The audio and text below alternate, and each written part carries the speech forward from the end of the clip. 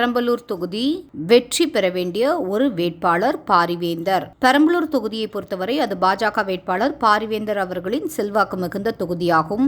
ஏற்கனவே அந்த தொகுதியின் எம்பியாக இருக்கும் பாரிவேந்தர் அவர்கள் இம்முறை பாரத பிரதமர் நரேந்திர மோடி அவர்களின் வெற்றிக்கு உறுதுணையாக இருக்க வேண்டும் என்றும், நரேந்திர மோடியால் மட்டும்தான் நாட்டிற்கு உண்மையான வளர்ச்சியை வழங்க முடியும் என்றும், இந்த முறை நரேந்திர மோடியை ஆதரிக்கப் போகும் 400 எம்பிக்களில் தன்னுடைய ஆதரவு குரலும் இருக்க வேண்டும் என்ற நோக்கத்தோடு பாஜக சார்பில் களமிறங்குகிறாரு. செல்வாக்கு, பலம் போன்ற அனைத்தையும் தாண்டி மிகவும் நூதனமான, அதே சமயம் நியாயமான ஒரு பிரச்சாரத்தை கையில் எடுத்திருக்காரு பாரிவேந்தர். திமுகவில் இருந்து தேர்ந்தெடுக்கப்பட்ட மற்ற எம்பிக்கள் அனைவரும் இதுவரை தொகுதிக்கு என்ன கிழித்தோம் என்று வாயை திறக்க முடியாமல் தவித்துக் கொண்டிருக்கும் வேளையில், ஒரு எம்பியாக இந்த 5 ஆண்டு காலங்களில் என்னென்ன நன்மைகளை தொகுதிக்கு செய்திருக்கிறார் என்பதை பட்டியலிடுகிறார் பாரிவேந்தர். பட்டியலிடுகிறார் என்றவுடன் ஏதோ மேடை போட்டு லிஸ்ட் போடுறாரு என்ற கணக்கில் என்ன வேண்டாம். அதை ஒரு புத்தகமாக அச்சிட்டு மிரள வைத்திருக்காரு. தமிழகத்தில் தொகுதியின் வளர்ச்சிக்காக கோடிக்கணக்கில் செலவு செய்த ஒரே எம்பி இவர்தான் என்று அடித்து கூறலாம். ஒன்றல்ல இரண்டல்ல, கிட்டத்தட்ட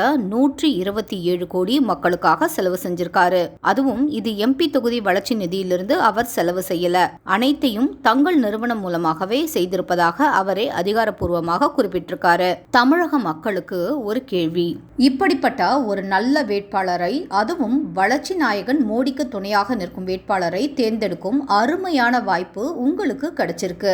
இத கெட்டியா பிடித்து கொள்ள போறீங்களா, இல்ல மறைமுக கூட்டணி அமைத்திருக்கும் 2 பங்காளி கட்சிகளின் கூட்டு சதிக்கு பலியாக போறீங்களா?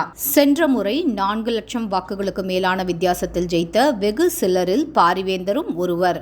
இம்முறை பாரத பிரதமர் நரேந்திர மோடியின் சார்பாக பாராளுமன்றத்தில் ஓங்கி ஒலிக்க தயாராக இருக்காரு. பாரத பிரதமர் நரேந்திர மோடியின் துணையும் அண்ணாமலையின் ஆதரவும் பெற்ற வெற்றி வேட்பாளர் பாரிவேந்தர் அவர்களுக்கே வெற்றி சின்னமான தாமரையில் வாக்களிக்க பெரம்பலூர் தொகுதி மக்கள் முடிவெடுத்து விட்டது நன்றாக தெரியுது.